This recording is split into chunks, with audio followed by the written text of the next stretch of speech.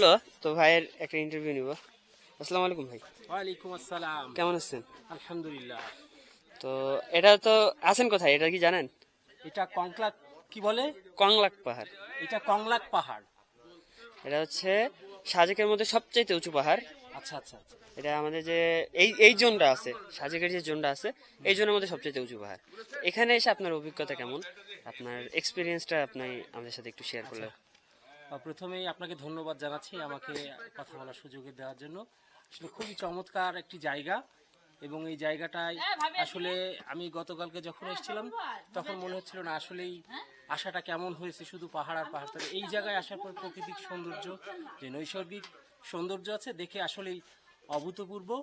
তো আপনাকেও ধন্যবাদ, কি আইমান সাদিক, আপনাকে অসংখ্য ধন্যবাদ আমাদেরকে গাইড করার জন্য, এবং আপনার এই ট্যুর অ্যান্ড ট্রাভেলসের উত্তরোত্তর শ্রীবৃদ্ধি কামনা করছি।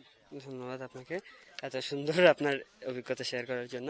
তো আমরা যাব এখন হচ্ছে আরেকটা ভাইয়ের কাছে, তার যে এক্সপিরিয়েন্সটা আছে, তার অভিজ্ঞতা, সেটা একটু শোনার জন্য। আসসালামু আলাইকুম ভাই, কেমন আছেন? হ্যাঁ ভাই, এখন বাংলার পাহাড়ে আছি আমরা। হ্যাঁ, খুব ভালো লাগছে আসলে। সকালের ভিউটা অনেক সুন্দর এখান থেকে। আমরা অনেক কষ্ট করে পাহাড়ে উঠছি আর কি।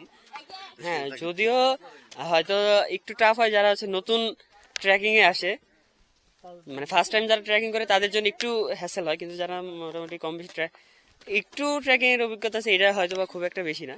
কারণ কংলকের যে হাইটটা, এটা অলমোস্ট 150 থেকে। আচ্ছা, আমি দিচ্ছি। তো আপনার অভিজ্ঞতা কেমন আমাদের সাথে? আসলে আমরা তো সমতল ভূমির মানুষ, পাহাড়ি অঞ্চল আমাদেরকে দেখা হয় না। আসলে পার্বত্য অঞ্চলটা এতই সুন্দর, না দেখলে বিশ্বাস করা যাবে না। আমরা ছোটখাটো পাহাড় দেখছি রোডের সাথে, তো আমরা মনে করি অনেক বড় বড় অনেক পাহাড়। আসলে পাহাড় কি জিনিস সেটা দেখতে হলে পার্বত্য অঞ্চলে আসতে হবে। এবং মানে সবচাইতে আমার কাছে যেটা ভালো লেগেছে এই ট্যুরে, সেটা হচ্ছে যে আপনার এই যে চাঁদের গাড়ি যে ভ্রমণটা, এটা একদম অসাধারণ একটা ভ্রমণ।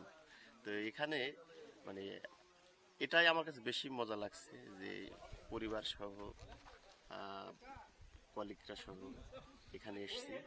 তো এখন মানে বর্ষার সময় আসতে পারলে আরো বেশি ভালো হয়। হ্যাঁ, তো সে জায়গা থেকে তো এখনো খারাপ না আমার এখন কাছে। হয়তো মেঘটা একটু কম পাওয়া যাচ্ছে, কারণ যেহেতু বর্ষা মানে শীতের সময় কুয়াশাটা একটু বেশি থাকে, মেঘটা একটু উপরে থাকে। তো আমাদের সাথে আসার এক্সপিরিয়েন্স কেমন, মানে ট্যুর অ্যান্ড না, ট্রাভেলস? আলহামদুলিল্লাহ, আপনাদের সার্ভিস অনেক ভালো। হ্যাঁ, খাওয়া দাওয়া সব নিয়ম অনুযায়ী যেটা ছিল সেটাই হচ্ছে, বরং আরো বেশি হচ্ছে আর কি।